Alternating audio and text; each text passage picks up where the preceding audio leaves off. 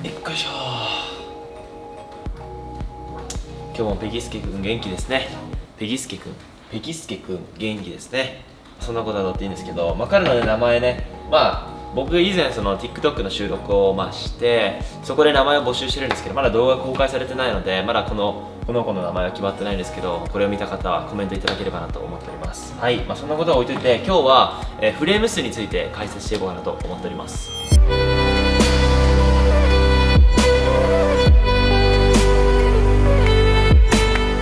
過去にその映像制作の基礎についてだったりとか、編集画面を使ったフレーム数について結構解説してたんですけど、タイトルにしっかりフレーム数っていう分かりやすいね、チュートリアルがなかったので、改めてフレーム数に特化した形で解説をしていけたらなと思っております。で、フレームってそもそも何かって言いますと、やっぱり映像制作って 24p だったりとか 30p、60p、120p ってあると思うんですけど、それって1秒間に何枚の写真が入ってるかってことなんですね。例えば 24p だとしたら1秒間に24枚の写真が入っていると、 30p だったら1秒間に30枚の写真で、 60p だったら60枚と、フレーム数に応じて写真が多くなってきます。動画っていうのは一昔前には活動写真って呼ばれていまして、例えば今この iPhone のカメラでじゃあ連写をします。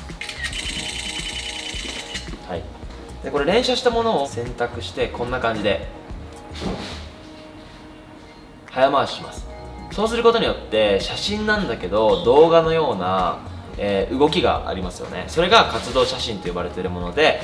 動画につながるね、名前の由来となっております。なので動画っていうものは写真が連なってできているものとイメージしていただければなと思っております。で、動画っていうものだったりとかフレームっていったものに対して、アバウトなね解説させていただいたんですけど、今ね世の中にある映像には24フレームと30フレームと60フレーム、本当に幅広くあるんですけど、いつも見ているテレビとかは30フレームとなっております。で30フレームって一番その人間の視覚に近いフレームと言われていまして、一般的な表現をする際にそういった30フレームっていうのが適切に使われております。で24フレームっていうのが、詳しく言うと 23.976 だっけな、細かくあるんですけど、24フレームは映画とかの世界で、ちょっと世界観を表現するために24フレームは使われたりします。で60フレームは実際にその映像で見ることって多くないんですけど、最近ですとその YouTuber の方とかがね、ヒカキンさんとかが一時期その滑らかな映像を追求するために60フレームで書き出して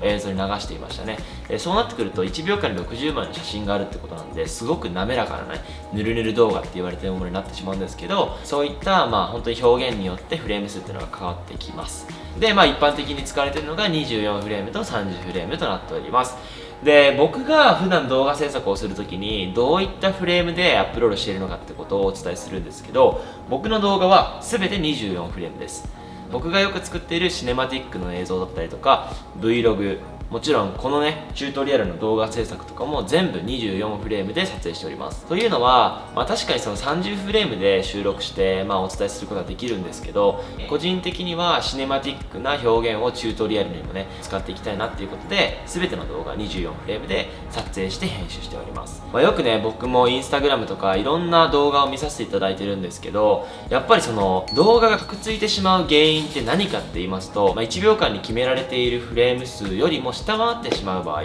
にカクついた現象が起きてしまいます。でここで勘違いしてほしくないのが、撮影する時のフレーム数と編集する時のフレーム数が全くの別物ということですね。例えば24フレームで撮影した場合、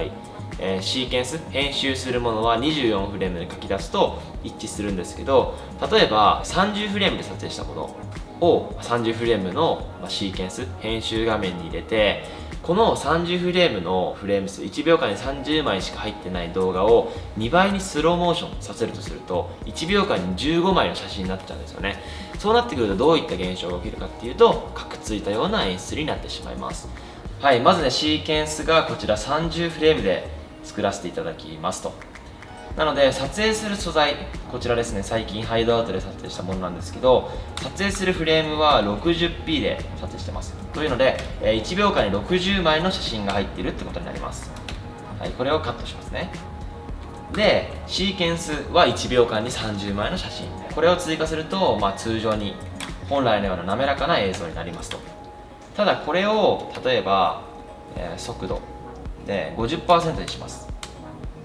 そうすると1秒間に60枚撮影しているものがスローになったので、ここでやっと1秒間に30枚の素材になります。はい、これがスローモーションですね。特にカクつきもなく、これが一番理想的な映像となっております。これをもう1回 25% にして3倍スローモーション。こうすると1秒間に15枚の写真しかないので、どういった現象が起きるかって言いますと、はい、これがカクついてる現象ですね。すごく分かりやすいと思います。で、よく本当に編集してて尺が足りないとか、ここまで使いたいっていう時にフレーム数が本当に足りないものを伸ばしてしまってカクついているっていう現象は本当に大いにあるので、皆さん気をつけてください。はい、でこれをもう少しね、例えば 10% とかにします。そうするともう本当にフレーム数数えられるぐらいだと思いますよ。234567891021314151617 1秒間にこれが何枚あるかによってフレーム数っていうのは変動してきます。本当にスローにすればするほど1秒間に入っている写真の数は減ってしまうので、どんどんカクついてきます。で、今編集画面にて分かりやすく解説したと思うんですけど、本当にそのフレーム数っていうのは基礎中の基礎でして、どの表現をする上でも一番守っておかなければいけない要素だと思うので、ぜひこういった基礎知識をマスターした上で自分の映像制作に力を入れてみていただければなと思っております。はい、じゃあそんな感じで、本日のチュートリアルも以上となります。本日はどうもありがとうございました。